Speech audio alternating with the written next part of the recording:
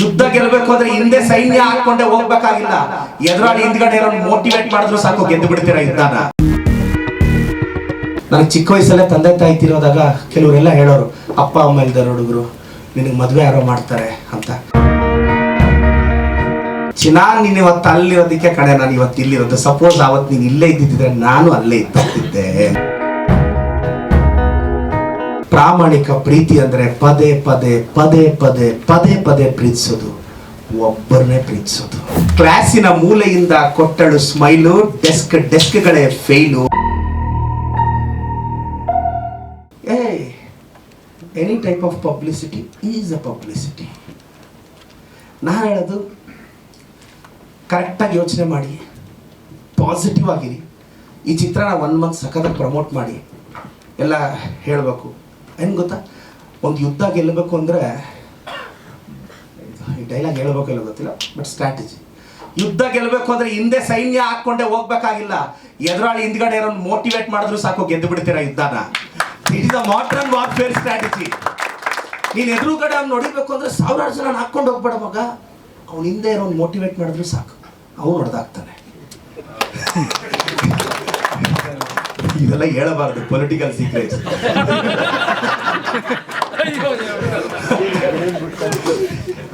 ಇದು ನೆಕ್ಸ್ಟ್ ಇದೆಲ್ಲ ಕೇಳ್ತಾರೆ ನೆಕ್ಸ್ಟ್ ಚಾನಲ್ ಇಂಟರ್ವ್ಯೂಸ್ ಅಲ್ಲೆಲ್ಲ. ಬಟ್ ಭಾಳ ಖುಷಿ ಅನಿಸುತ್ತೆ. ವಿಲ್ ಪವರ್ ಇರಬೇಕು.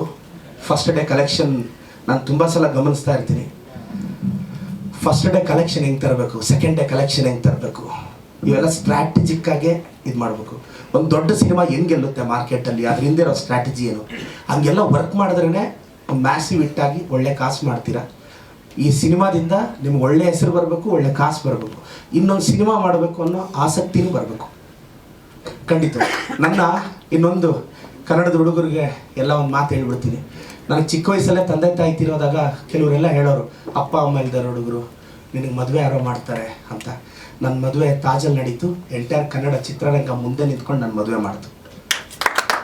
ಆ ಮದುವೆಯಲ್ಲಿ ಶಿವಣ್ಣ ಸರ್ ಇದ್ರು, ಸುದೀಪ್ ಸರ್ ಇದ್ರು, ಪ್ರೇಮ್ ಸರ್ ಇದ್ರು, ದುನಿಯಾ ವಿಜಯ್ ಸರ್ ಇದ್ರು. ಆ entire Kannada industry music directors almost ನಮ್ಮ ಎಲ್ಲರೂ ಭಾಳಷ್ಟು ಜನ ಇಂಡಸ್ಟ್ರಿಯವರು ನಿಮ್ಮೆಲ್ಲರ ಆಶೀರ್ವಾದದಿಂದ ಅವತ್ತು ಆಯಿತು. ನನ್ನನ್ನು ಕೇಳಿದ್ರು, ಒಂದು ಪಾಪ ಅಪ್ಪ ಅಮ್ಮ ಇಲ್ದಾರ ಹುಡುಗರು ಯಾವುದಾದ್ರು ಒಂದು 20-30 ಸೈಟ್ ತಗೋ, ಲೈಫ್ ಸೆಟ್ಲ್ ಆಗುತ್ತೆ, ಮನೆ ಕಟ್ಕೊಂಡು. ಈಗ MLA ಆಗಿ 2,500 ಸೈಟ್ ರೆಡಿ ಇದೆ ಜನಕ್ಕೆ ಕೊಡೋಕ್ಕೆ.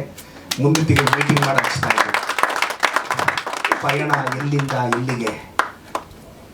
ನಾನು ಯಾವುದೋ ಒಂದು ಫಂಕ್ಷನ್ಗೆ ಹೋಗಿದ್ದೆ, ಹಿಂಗೆ ಮಾತಾಡ್ತಾ ಇದ್ದೆ.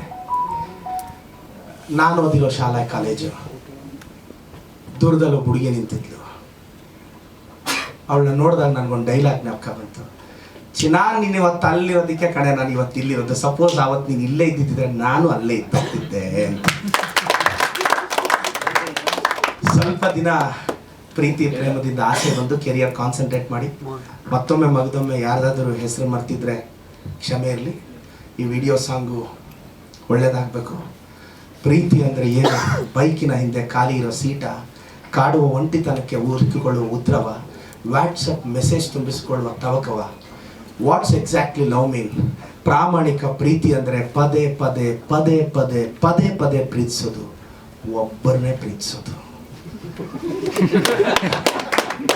ಮೊದಲೆಲ್ಲ ಸೆಟ್ಲ್ ಆದ್ಮೇಲೆ ಲವ್ ಹುಟ್ಟುತ್ತಿತ್ತು, ಇವಾಗ ಯಾಕೋ ಶೆಟ್ಲಾಡೋ ವಯಸ್ಸಿಗೆ ಲವ್ ಹುಟ್ಟುತ್ತಾ ಇದೆ. ನನ್ನ ಪರಿಶ್ರಮ ಬುಕ್ಕಲ್ಲಿ ಒಂದು ಚಾಪ್ಟರ್ ಹೆಡ್ಡಿಂಗ್ ಇದೆ, ಕ್ಲಾಸಿನ ಮೂಲೆಯಿಂದ ಕೊಟ್ಟಳು ಸ್ಮೈಲು, ಡೆಸ್ಕ್ಗಳೇ ಫೇಲು ಅಂತ.